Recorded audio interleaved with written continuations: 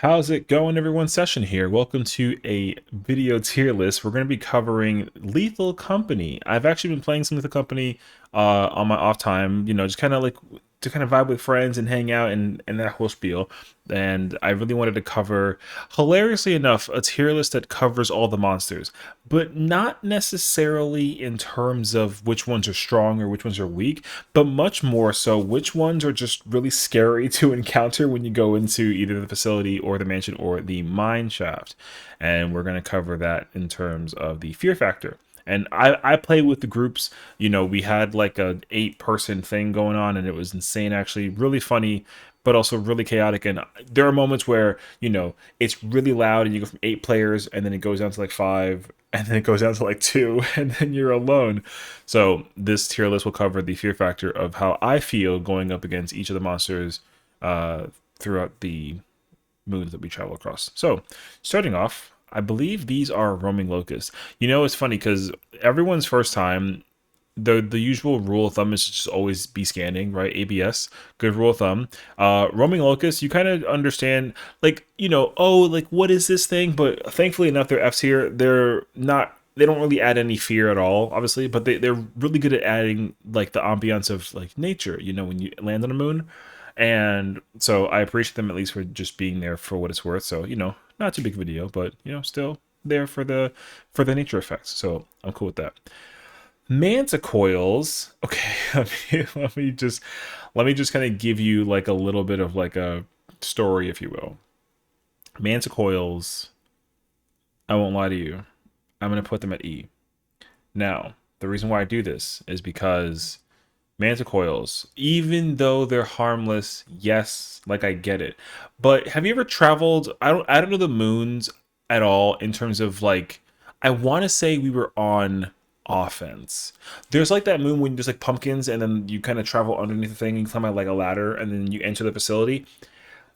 Dude, there was a Manticoil that was hiding at the bottom of the ladder after we were in there for so long, and because we were so nervous and dealing with thumpers and like brackens, I come outside to drop off some stuff, and then the Manticoil just flies up from the bottom. So I didn't see it. It just, from again, because it's like level and then like ladder goes down, but it flew up and I walked towards the ladder and it jump scared me.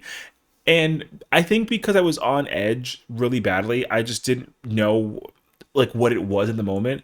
So it was a really embarrassing moment of me to be like, "Oh my gosh!" But genuinely though, not that Manticoil, because they are harmless and you can technically kill them even though you don't have to, because again, harmless. They just have those moments of like you never really know like what it is, because like it could have been an eyeless dog, it could have been a giant, a leviathan, or something. But even then though, like the again, it catches me off guard. So I just wanted to throw it out there. So Manticoils, despite them being harmless, they jump scare factor, tiny bit, but it's there.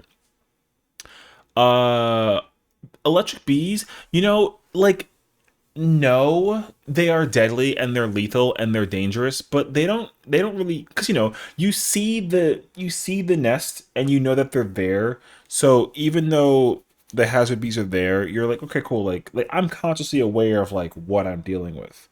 So you don't even have to even think about it. Plus you can hear them from like a mile away. So obviously in that moment, you're like, okay, I gotta I gotta bait the bees and grab the nest and then run. Right? So I don't really think I've ever been like effectively jump scared by bees. Even when I don't know how far away they are from me and I'm running forward and stealing their nest, I still just, mentally aware of, oh yeah, like, bees, right? So not like a big ordeal. Like they're fine. Next, we have the tulip snakes. Tulip snakes, honestly, they they have their moments kind of similar to the manticoil where like you don't really know where they are or what they're doing, and then but before you know it, like your screen just has like a thing and you're like, what the all right, cool. I mean, thank you for trying to give me like some kind of an attack, but I'm good now, so solid job, here we are. But yeah, realistically, again, they have their moments. And the worst part too is when you start flying as well. You don't realize you're flying and you're like, what in the world? Like, I didn't know how to jetpack on. Oh no, wait, it's these things. And then they make you fly all over the map, and it's kind of insane actually. So, but no, they're not. Again, the factor is minorly there, not like a bigger deal, but there are moments where you have it. And honestly, if anything, they kind of create this unease of noise in your ear that distracts you from the other noises that you have to listen to as well, and that can get in the way. So I'm not like a fan of that either. And again, scare factor, it's minimal, but it's there. And now we cover baboon hawks. Baboon hawks, they're it's tough though because you can hear them and they're obviously making noises to taunt you, and then you taunt them back and everything too. I think it's more so when they attack and you're not really like a because like the intimidation factor of a baboon hawk is like oh my gosh, because like you're like talking smack to it the whole time. You're like, hey, like get the hell out of here, or like I have a shovel, don't make me hit you. And then they're like, what'd you say to me? And then they like like the quick bite, and you're like, wait, what the like, don't attack me, what's wrong with you? I've had that moment so many times when I'm dealing with the baboon hawk. It's always like I'm talking smack, but then I get hit, and then the hit factor thing, I'm like, it hurts, and I wasn't ready for it. So that being said, though, baboon hawks, again, they're easy to deal with if you're in a group, like not that bad. But sometimes they kind of hit you in the, they kind of give you like a warning shot, and you're like, all right, I get it, all right, I got it, all right, moving on. So that's how that works. Hoarding bugs. Okay, let me just be very, very honest. Okay, like the yippy bug is cute, and like yeah, like I get it. But have you ever like been have you ever had like the silence factor, and then you just hear like a loud yippee, and you're just like, what the, now again, like I think if you see it coming from like a distance, like if you're in like a hallway and you like see it coming, you're kind of like, oh yeah, like okay, like I see it, whatever. But the yippee sound also like significantly like lowers the fear factor of it. Also, like not like super dangerous, right? But have you ever had a yippee bug that's away from where you find like a piece of loot? Because I've had this happen to me more often than I realize, and it's not fun actually. Like I'll find like a bolt on the floor, and it's very clearly like the hoarding bugs bolt, but it's not there. Like it's not like the bolt is in the middle of the hallway, but and there's no bug, so I grab it. You ever see like a yippy bug flying at you at like 40 miles an hour, like in the air, making like the buzzing sound, and you're like, where is it coming from? That's how it feels, because that anxiety is kind of just like, okay, wait, I stole this thing's crap, everything's okay, and then there's like one just flying at you. I've actually gotten like the jump scare of like to the face kind of thing, and it genuinely, like I hands off the keyboard and my mouse because I was in such fear. So I didn't know how to handle that. And again, it doesn't happen often, but when it does, like it's happened, okay? Like I know people are gonna be like, oh, like this guy's such a baby over a little bug, like whatever. But like, let me know when you have a hoarding bug flying at you, and tell me that you don't get scared by the situation. I'm just saying, scary bugs sometimes. The blob, the hydrogear is not really like too, like you kind of you don't really get like jump scared by it, but when you turn a corner and you hear like the blub blub, you're like, oh crap, like it's a blob. All right, well then, um, find me like a door, find the nearest door, and then just like close the door. Something like that. So usually like seeing the blob isn't like too fear factor. It's just the moment of like you realize that it's an obstacle, and you're like, I gotta go through that doorway because there could be loot over there, or the exit's that way, and like I gotta get out. But like you're in the way. So it never really actually like scares, but you do experience the moment when you're like, man, like you're a pest at this point. So we gotta like get rid of you, right? So, but the blob, thankfully, not that scary. Not enough to the point where it's like, oh my gosh, right? So here we are. Then we have snare fleas. Snare fleas have their moments. I got to give credibility where it's due, because the one thing about snare flea that's always really obnoxious is when you don't know like where it is, and like not often people scan up, right? and that's where they like to live. So if I'm not scanning up and I don't see it, when when my whole screen gets darkened by the situation, it it really does hurt to know that, well, one, I fell for the simplest trap card imaginable of like, haha, joke's on you, right? It lands on my face. Um, right? So you gotta just kind of deal with that as it is. But also, have you ever heard a snare? It's kind of the same thing with the hoarding bug. Have you ever hear a snare flea like fall and make the sound, and then you're like, where is it? And then you see like a little thing like trickle, like that actually has moments where like I know what it is, right? But I think also it's just the feeling of like, oh my god, it's coming for me, and then I gotta adapt to the situation, right? Not a fan of that personally. So like snare flea kind of has its moments of like, oh my gosh, right? But either way, like as much as it's not like a super scary thing, it's got its moments. So like again, gotta give credibility where it's due. It kind of gets moments. Spoil lizard. Can I be very honest with you? It's the it's the most harmless thing out there. Like for sure it is next to like the roaming locust. Although actually, if you don't know, spoor lizards are more afraid of us than we are supposed to be of it. But like they can technically kill, but you gotta be really like, you have to be like at 1% HP or something, and then it'll actually like yeah, it'll like kind of like a little nibble bite. But that bite can kill. I didn't actually know that. I have never been killed by a spoor lizard, but I have visually seen it because the thing that it kind of acts like a it's like a rattle, not like a rattlesnake because I think rattlesnakes actually can bite you, but it'll taunt you like, haha, I got this sound thing, like don't mess with me. Also, like if you get closer, I'll spew pink mist, right? So the scare factor that comes into play is when you're like, oh, I hear a spoor lizard. I wonder where it is. And then you're walking straight and it's to the left and you just hear like the rattle in the moment and you're like, oh my god, like I didn't know you were that close. Okay, I'm sorry. Like my bad. All right. So then you got to just again again harmless. But it's when you're like, oh, I hear it, but I don't know where it is. It always has the timing of being in the right place at the wrong time every single time.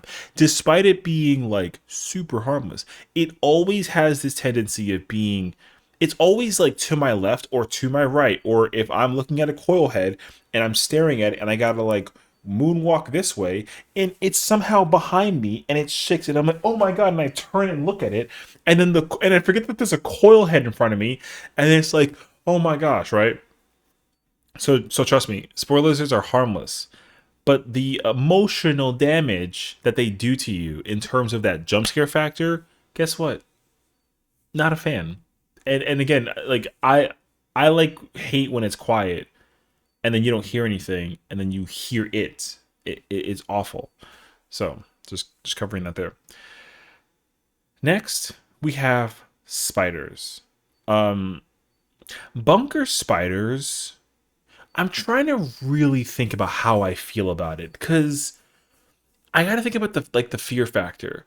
The fear factor of a spider. Okay, so here's the thing. It kind of depends on how you personally deal with spiders, because you either just ignore them or you're like, oh, I see a spider. Okay, I'll kill it. So whenever I see the webs, here's what I will say, because I've learned this actually the research way. There's only ever one spider that spawns, period, right? Like if a spider spawns and you know that it's there, you just don't even deal with it, like we don't. Whenever I encounter a spider, I'm like, okay, cool, there's a spider over there, I'm not going over there. I'm gonna, unless I have to go that way, right? But if I see a spider and I realize that it's in an area that's kind of dead endish, I don't even like deal with the spider. So like I'll close the door and I'll be like, you know what, I'll get like a spray can and be like spider, and then I'll put like a cross next to it. That way it's also, because and we have like the lingo of like, if you put like an X, it indicates like dead end. So I like to do I'll put like S and an X. That way it's like, oh yeah, like not only is there a spider, but also like a dead end. If that's the case scenario, harmless, right? Like you don't even like the spider thing doesn't even matter. But like usually, like most of the time, when you know that there's a spider, you see the web first, and you're like, okay, there's a spider around here. But the point I wanted to make with the research thing is that there's only ever one spider that appears ever. So you actually can play with the mindset of like, oh, like, if the spider is here, that's it, right? I usually let the spider live because what I've learned is that if you kill a spider, then you just open up the window for something else to spawn. And if the spider is there, like there could never ever be another spider that spawns. So if you kill one spider, then you can replace the spider with like something else. But if you leave the spider alone, then you just know that the spider will forever take up like the slots of what monsters that could appear. And again, there could never be a second spider. So you know, you just let it be, leave it alone. Don't matter it's fine, right? Everything is like totally fine. So not really like that big of a deal. So then we got Thumpers. Thumper fear factor actually kind of up there. It really depends though, because you can hear it where it like you can hear where it's kind of like thumping about.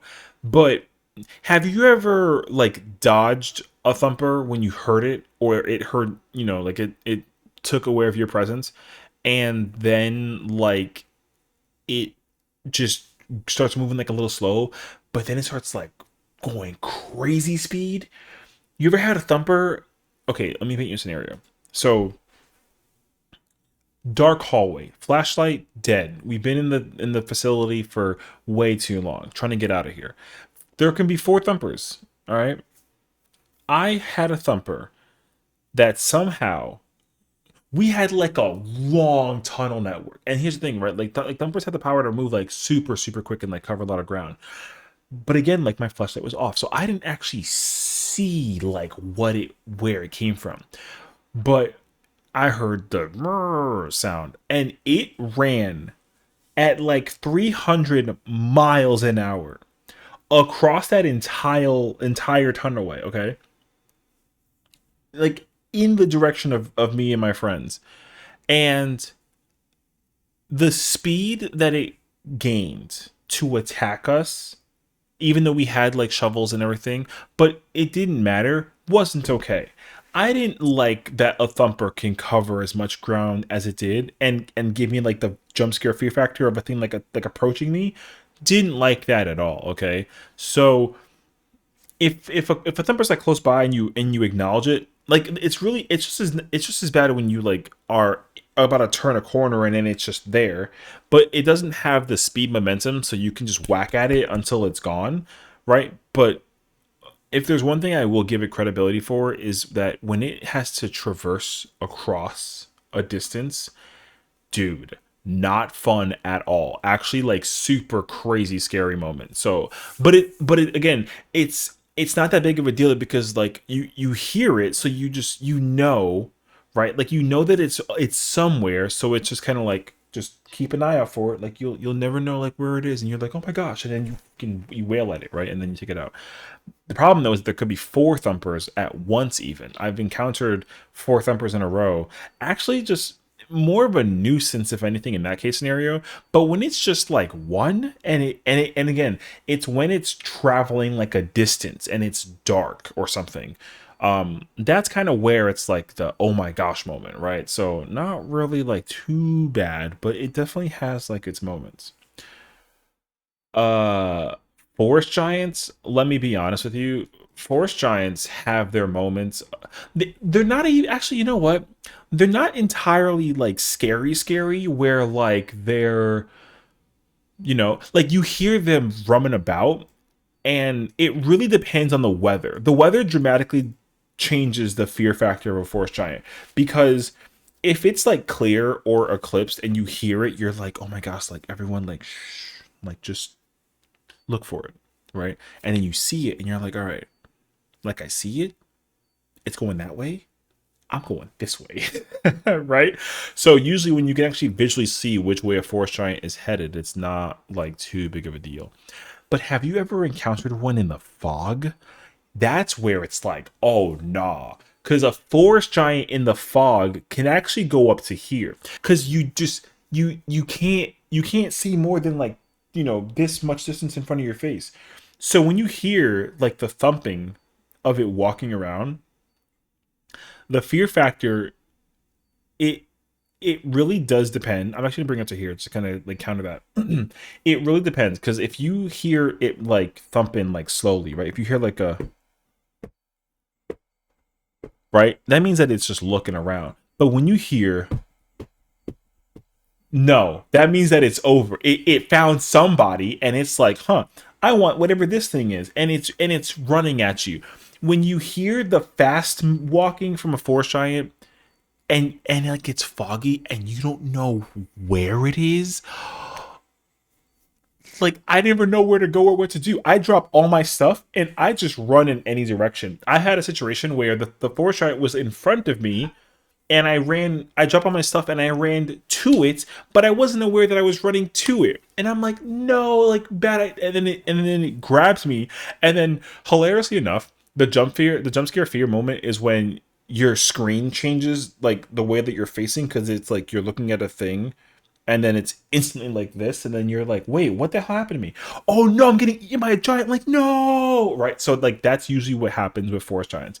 But again, realistically, forest giants are way worse to deal with than eyeless dogs in certain like moments of you trying to get back to the ship, as long as you just like you know where it is and you're like okay it is over there, so like the ship is that way. So like don't even try to like even deal with it. Just go that way, right? It's fine. And then worst case scenario, like you can always be like, hey, like can I get like a just walkie talkie like can I get like a teleport real quick? Because like there's a giant nearby and like I don't want to deal with it. So like get me the hell out of here. And they're like, okay, cool. Boop. And then we're out. It's fine. But yeah, a forest giant in the fog, worse. A forest giant eclipsed or like, any other scenario, not that big of a deal. But it definitely has its moments of like, when you hear the sound of it coming, you're like, right? So, forest giants, there they are. Earth Leviathan, like it's kind of hard to know because the thing about Earth Leviathan is like they're not entirely scary to the point of like you don't know until you hear it, right? But then when you hear it, you're like, oh crap, like which sound did it come from, Because when you hear the sound of the Earth Leviathan, you're like, okay, it's close by. Let me just drop everything in case and then I gotta run for it and you cover your ground. But you can actually figure out where it's coming from in some places because if you actually, like what I like to do is if I'm walking straight and then I hear it, I drop all my stuff and then run back. And then if I stop hearing it, I'm like, okay, cool. It is somewhere that way. And that's it. But it's really bad in I don't know which weather it is, but there's a really specific weather that is tough to deal with an Earth Leviathan where you're like, wait, what? And then you just hear a boom and then it eats you. Or you see it like it flies and you're like, what the fuck was that? And then you find out that it was an Earth Leviathan. So but no matter what the case scenario is, though, Earth Leviathans, at least for me personally, have never really been in that scenario where I was fearful for my life at the same time that I was trying to like escape the thing. Because I think most of the time you hear it coming, you're like, okay, it's somewhere. And it gives you like a warning shot, right? Even when the dirt thing is happening too. The problem with Earth Leviathans is that when the dirt is settling up and then it's going to like emerge, the time of it actually emerging, it's like it ranges from like half a second to like 2 entire seconds. So I've never really had an issue of like dying to one and being scared in the process. It's like okay, well, it's close, so let me just try to like maximize my possibility of survival, and it'll either just be like nope and then it eats me, or it's like okay, I'm coming, get ready, boom, and then it flies out, right? So you get like a wide factor on like whether it's actually super scary or not. It's really, really unclear. But I've never really had an issue with Earth Leviathans actually like catching me in the moment. And then we get eyeless dogs. You know, eyeless dogs have their moments where like they will effectively start walking about. And then my favorite part is when there's a bunch of us being like, "Oh my gosh, like yeah, man, the inside of that place was crazy, right?" And then you hear shh and you're like, "What? Oh, no one make a move or at least a sound. Just like you hear it? Okay, I hear it too. Just like go, just like shh, just like go the other way and just don't even bother with it. It's fine. And then the worst part is when you hear like the roar and you're like, who did it? And then you gotta panic and like get away from the thing because you don't want to get eaten, obviously. So they have their moments where it's like you're not really attentive, and then you're like, wait, it's 7 o'clock right now. What the wait, what? It's that, right? It's a combination of the like, okay, cool, we're having a great time. Wait, oh my gosh, there's noise. Okay, everyone, it's that. It's exactly like that where you're like, okay, So eyeless dogs are they're pretty self-explanatory, thankfully, but they definitely have their moments where they kind of catch you off guard and you're like not really aware of the scenario. And now we cover the remaining like really really bad ones. Old birds. Let me kind of give you like a scenario, okay? Have you ever seen an old bird like from the sky and then just instantly land in front of you, but it didn't kill you, sort of thing? Let me tell you, okay? Like we were unaware that the birds were even like awake kind of vibe. I forget exactly what happened. I think we pulled the apparatus out of the building, which was like, which apparently activates them. I didn't have a clue about that at all. I just was like, ooh, shiny, let me grab that real quick. And then because we actually looted like really well in the building and we got a bunch of stuff out. So the last thing we were like, okay, cool, like we can't find anything else, but the apparatus is super close. Okay, let's just grab that and then get out. So we do that. And I kid you not, I had like this shiny, glowy apparatus where it's like, yeah, I have this. I'm gonna bring it back to the ship. An old bird, two legs looking, just lands in front of me, and it's like a scene out of a movie where it's like it's there, and I'm like, what the? And I slowly like look up, and it's like crying at me, and like missile thing to the face, and it's like prepare to die, and it shoots me in my entire noggin with the missile. Really like it has those moments where if it lands right in front of you, it actually will just kill you sometimes, or it like is right there and you're like, wait, right? The other scenario, and this might be more of like a oh no moment, is when you see like five of them and they're just like in the air. You ever see five things just like lift into the sky and have like the sentry thing going on? Dude, I've encountered old birds long enough in every case scenario that I could possibly imagine where I tell you that like I don't mess with old birds. Like they're actually really awful scary, and they have this feeling of just like dread, and the audio doesn't help either, especially when you just see missiles slinging in the air and like a thing crying on the constant basis. It's like, man, i don't I don't even want to be here right now, is the vibe that I get with old birds. So like they're not the scariest thing on the planet in terms of like, them actually being like scary per se, but they definitely create moments and scenarios where you're just like, what the and then it's over. So there's old birds for you in that case scenario. Okay. Next on the list, we have ourselves the Nutcracker. Now, the funny thing about Nutcrackers are that they don't actually have like a super high fear factor, honestly, mostly because they're super obnoxiously loud. They have like their little like footstepping. They do their the indication of like, hey, like they're scanning, and then when they see you, they play like this jingle, and they are constantly shooting the shotgun at you. So it's really easy to actually be aware of the Nutcracker's presence.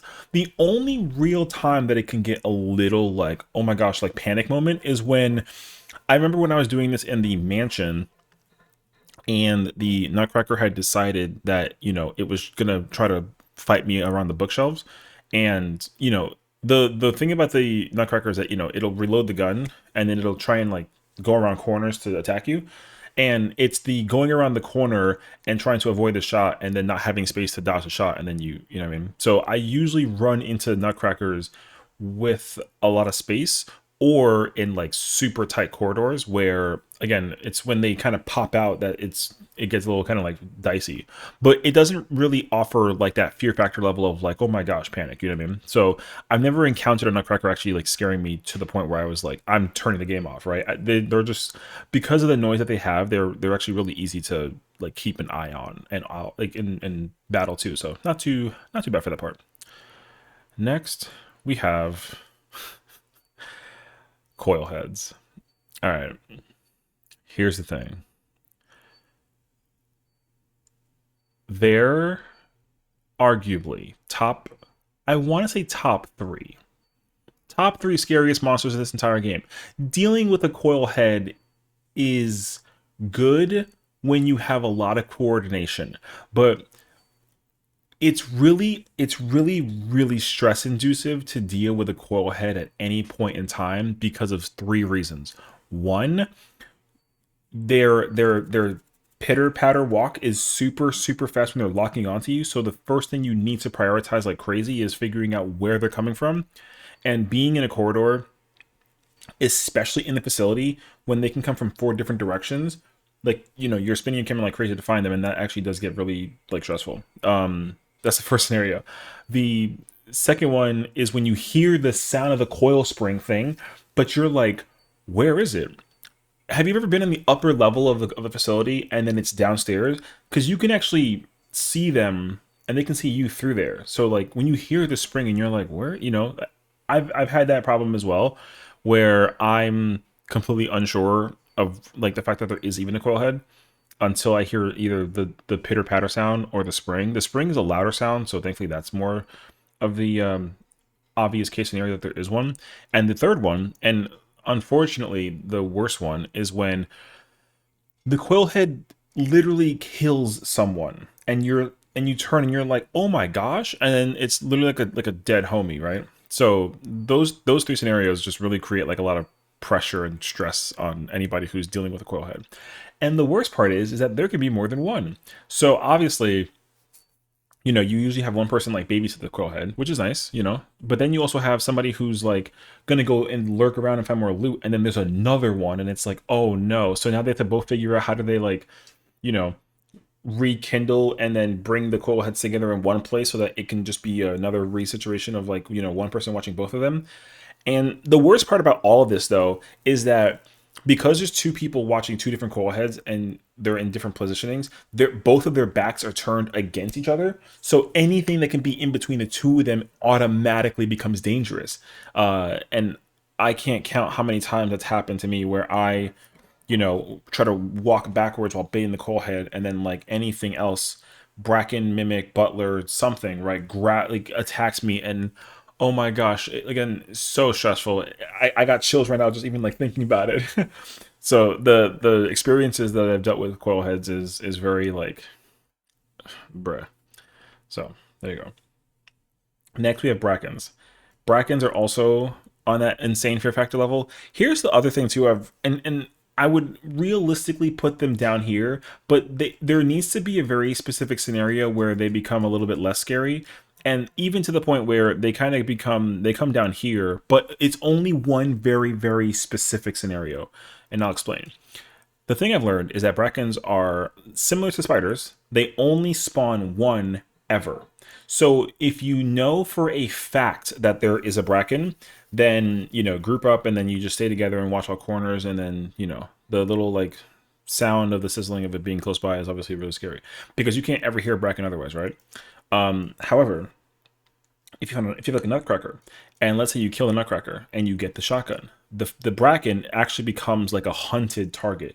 Instead of the bracken hunting us, we hunt the bracken, because if you kill the bracken, it never comes back. Which again, I didn't know that, because I used to think that with how often people die to brackens, that there was more than one. But turns out there's only ever one, and if you kill the one, it replaces the entity with something else.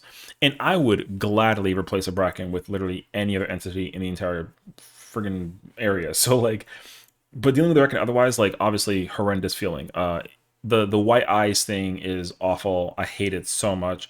The fact that they can navigate the entire area and they're smart enough to know like where my positioning is and move accordingly so to like avoid my my potential gaze or presence, honestly makes it so much worse, especially because you literally, if you don't even know that the bracken is right behind you for like forever.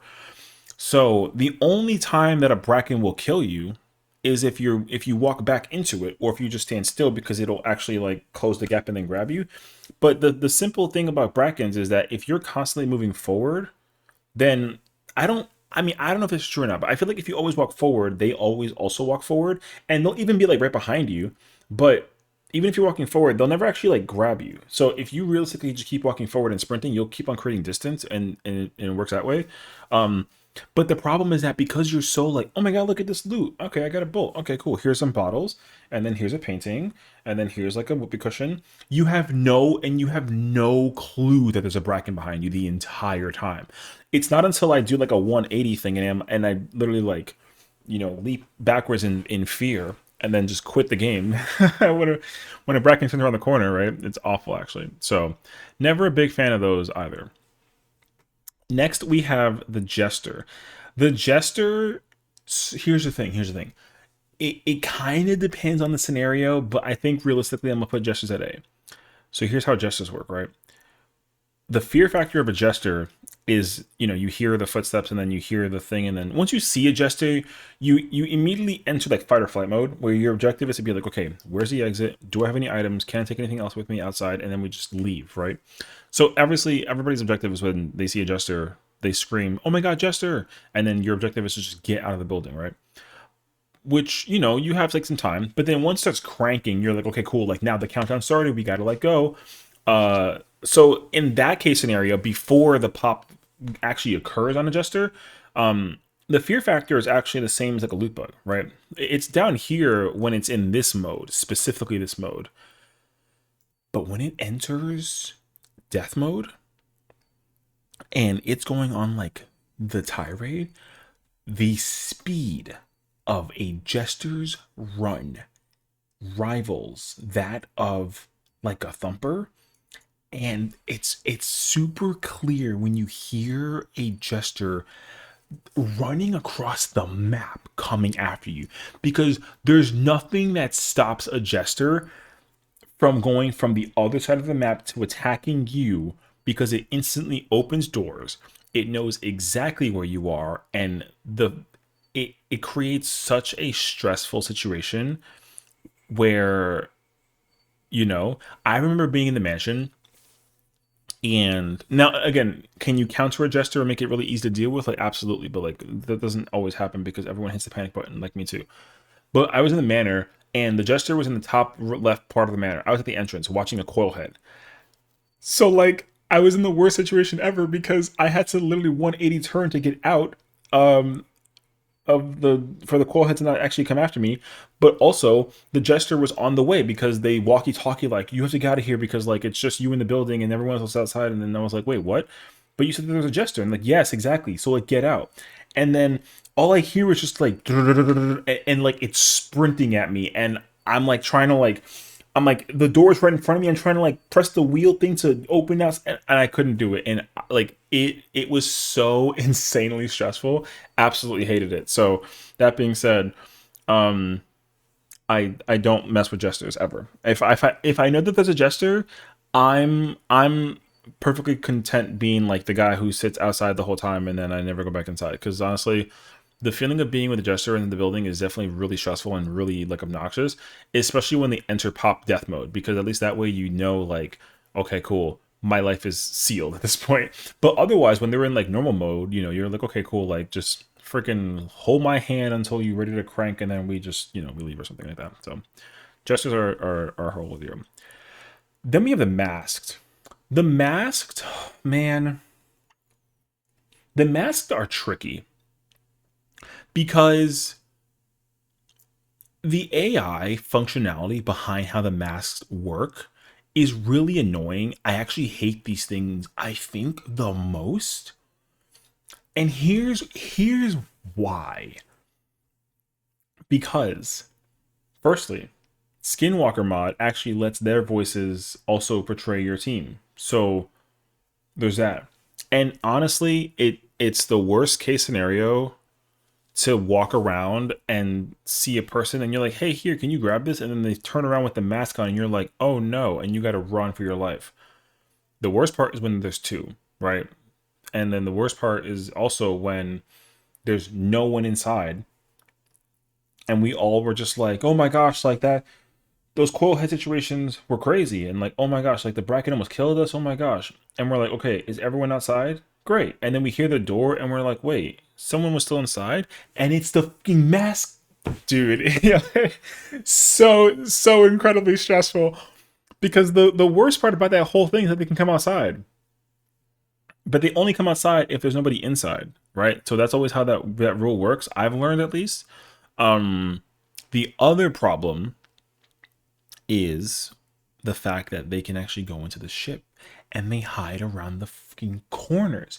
So they will literally hide in the ship. I did not know that they did this, and I think it gave me like a real like PTSD kind of vibe. I had like post traumatic mask thing because like I had like a whole thing of stuff. I don't even know how it works because I wish I understood the AI functionality behind it, but I had like four items. The masks was hiding inside the motherfucking ship, crouching behind the scan computer where the monitor is and the little and the land ship lever. It was hiding in that little cubby where the lever is and the computer because we don't move the stuff around in the ship. Wherever it spawns, like we just leave it as is. But it hid in that freaking corner, and I was gonna scan the scan for items, and I got jump scared by the mask. Literally, biggest like insane anxiety attack of my life. I had to go to the bathroom after that. I had to go change my shorts, change my shirt. I had to go find like a sippy cup. I was stressed the heck out when it jump scared me in the ship. Absolutely hated that with a flying passion, and I never want to encounter that situation again. So I don't mess with the masked. I'll tell you that much. I really don't. So just again, FYI situation. Ghost Girl is man, it's kind of tough actually because like the very first time you encounter Ghost Girl, you're like, no, like I'm haunted, and you start panicking right away. And then your simple objective is to just like never look at her. So I think realistically, if you don't know how the Ghost Girl works, she's up here. But I think once you understand how Ghost Girl works, she actually just comes down here. I'd almost even argue down here, but the worst feeling in the world is when she starts skipping at you, for sure. When you see her and you're like, oh my gosh, right? And she starts skipping at you, like you got to panic, right? So like respectively, Ghost Girl is terrifying for sure. But once I learned that you can either like stare at the ship at all times, because I didn't know that she will only chase you when you look at her after the first time. I didn't know that actually for like a really long time. So what I started doing is like if I'm haunted, my objective is like, hey, listen, oh my god, I'm haunted. Take all my stuff. I'm going to the ship, and that's what I do. I go to the ship, and I will strictly turn the monitor at like an angle so I can monitor at like a direction that keeps me my back facing the door. And then if I gotta like teleport, I can only work with like a 45-degree angle, basically, right? It's like monitor and then it's like lever and then teleportation, whatever. And realistically, if you're haunted by the ghost girl and you're in the ship and you never face the actual doors of the ship, like you're fine. But that doesn't stop the fact that she's scary as hell, right? The first time you encounter her, and also because she's invincible and unkillable and all that other stuff too in between of it, it's just awful to deal with, right? But that being said, though, like everyone is always horrendously horrified in the moment when they find out that they're haunted by the ghost girl. And thankfully there is like a fail-safe way to just once the anxiety decreases from the fact that you find that you are haunted, then you just simply follow the protocol of what to do when you have to deal with ghost girl, and it's not that bad. Everything else will always have that fear factor moment regardless, and so like the way how things could get you is always like, so I feel like it's not anywhere near as impactful as, like Ghost Girl is like much less impactful in comparison, but Ghost Girl still sucks. Just scary still. So then we have Kidnapper Fox.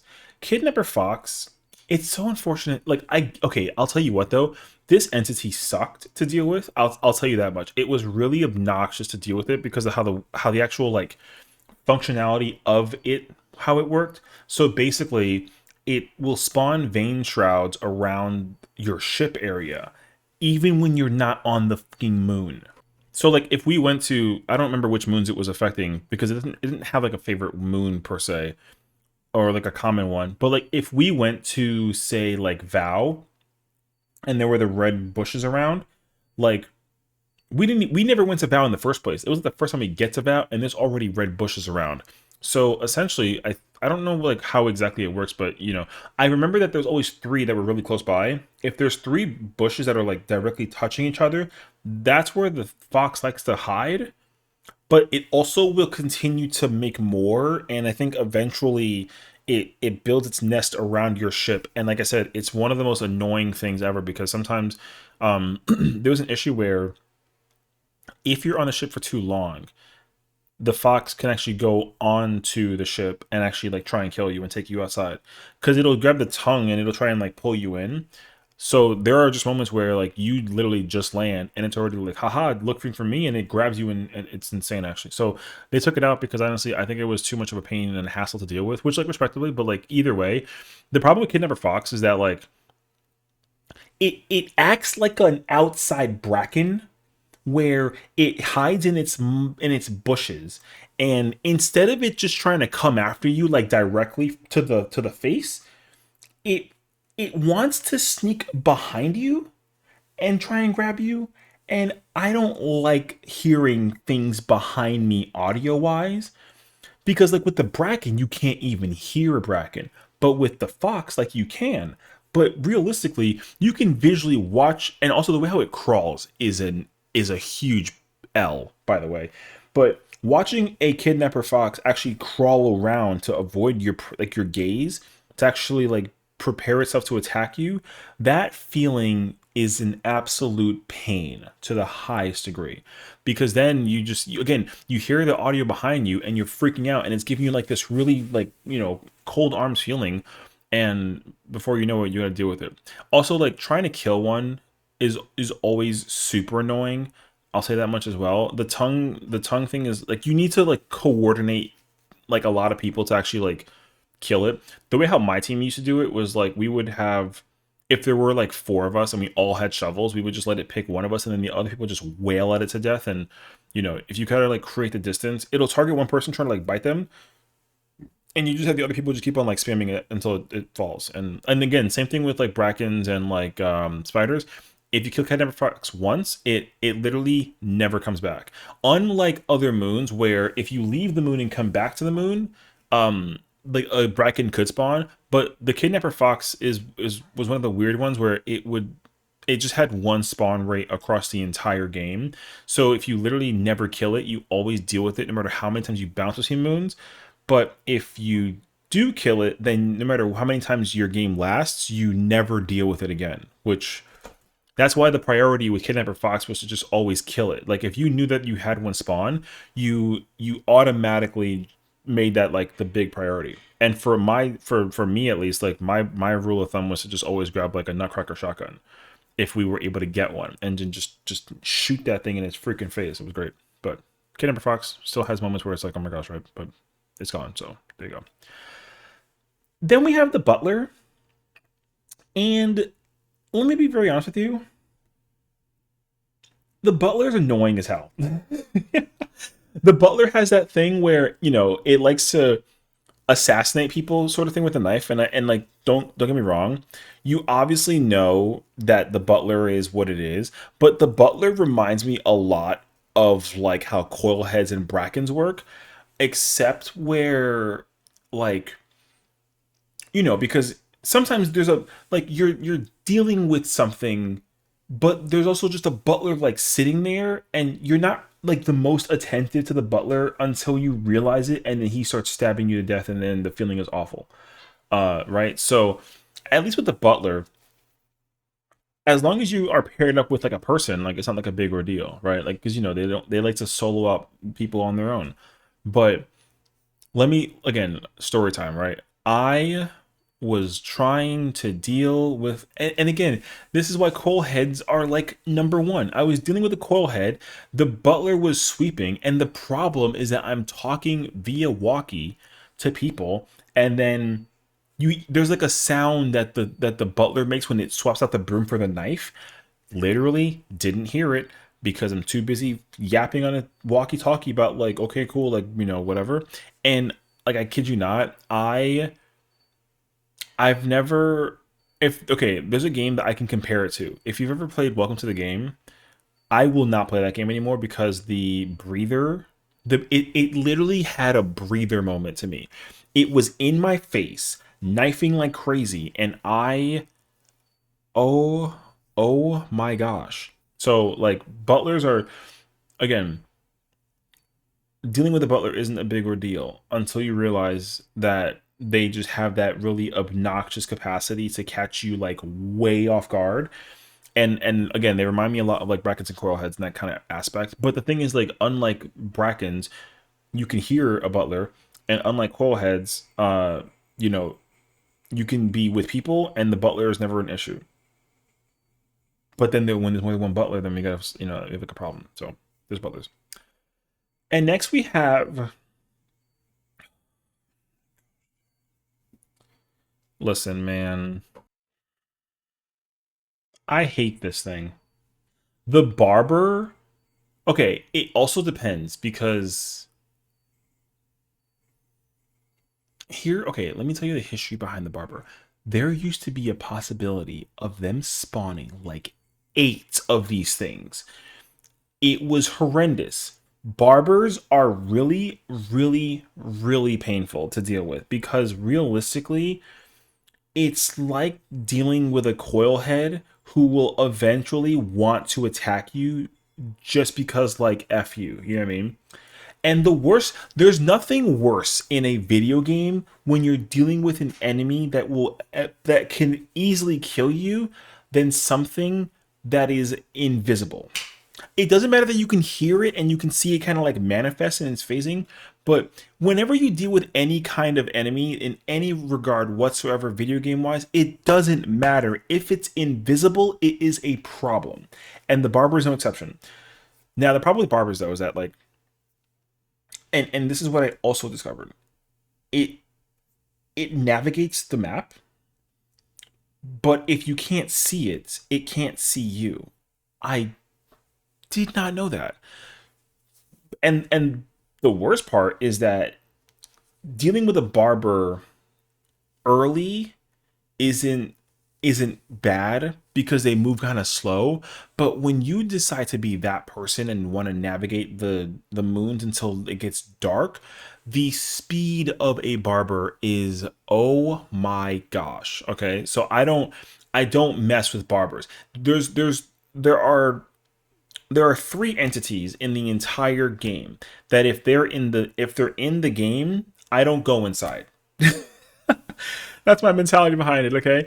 One is the jester, two is the ghost girl, and three is the barber. If there is a barber in the map, I don't deal with barbers. I hate the because you have to actually, like, be on the constant move with a barber. And again, it's really stressful when you're dealing with the combination of a barber and a coil head, or like a barber and um a ghost girl, or like a barber and a mat. Like, anything that's paired with a barber never never is a good sign, okay? So I don't mess with barbers. Now, I'm pretty sure that they nerfed it, and there's only, I think on a technicality, there's only two. But there's like one, and then there's like one, and then there's like a buddy barber. Like I said, there used to be way more. Because if you ever hear like the loud snare drum and then it like leaps, have you ever seen three of them in front of you and you're just like, huh? And the only option I have is to run backwards, and then there's just happens to be a bracket behind me. Yeah, trust me. Like, barbers, we don't mess with barbers. Hate them with a flying passion. It's actually insane. So now, here's the thing: barbers are not super dangerous in terms of them being a factor alone. But the problem with barbers, similar to like coil heads, and even like butlers and jesters, is that if you're dealing with a multitude of different entities, then barbers can become a problem because barbers you have to constantly be on the move, and the problem is like sometimes you're traveling a distance, and like I could be entering this hallway in the facility, and then the barber will actually be in the direction that I'm going at. So if I move forward, it'll actually like just appear out of the blue, and it's like, no, forget everything that I thought I was doing. I got to go the other way around now, right? So eventually, like a barber becomes like a huge liability in so many case scenarios, and it's actually awful. And lastly, we have ourselves the man eater. Now, I'm I'm kind of torn actually because babysitting a man eater is like is annoying, but it's doable. But if you never piss off a man eater enough to the point that it's awful, it's actually not that big of a deal. The worst thing is when you have a man eater come outside because there's just no chance of surviving that. Um, so I'm actually not entirely sure. I feel like it actually really depends. I kind of have to think on it because like when the man eater enters adult mode, it it's up here, right? A man eater is actually just as scary as like say the mask and the jester because it kind of functions like a fast mask, but it also has the same hiding possibilities as a bracken. But it has that surprise factor like a jester. But baby man eater kind of like it's kind of down here because when you see a man eater, you're like, oh crap, like there's a man eater. Okay, well then like we gotta figure out like a new strategy, something of that nature. And whoever ends up liking, if you can take care of a man eater correctly and efficiently, they're actually not that bad. But I can't emphasize how many times we've encountered a man eater where it doesn't stay in baby mode. It always finds a magical way to end up in adult mode every single time. And again, I don't mess. And you know what's even worse when you deal with the man? You know what? Actually, no, it goes up here. You know why? I'll tell you why. Because the skin, the mimic, the voice mod. No, dude, that actually makes more sense to me now that I'm thinking about it. Because realistically, man eaters, when they actually mimic voices and not using like their cry sound,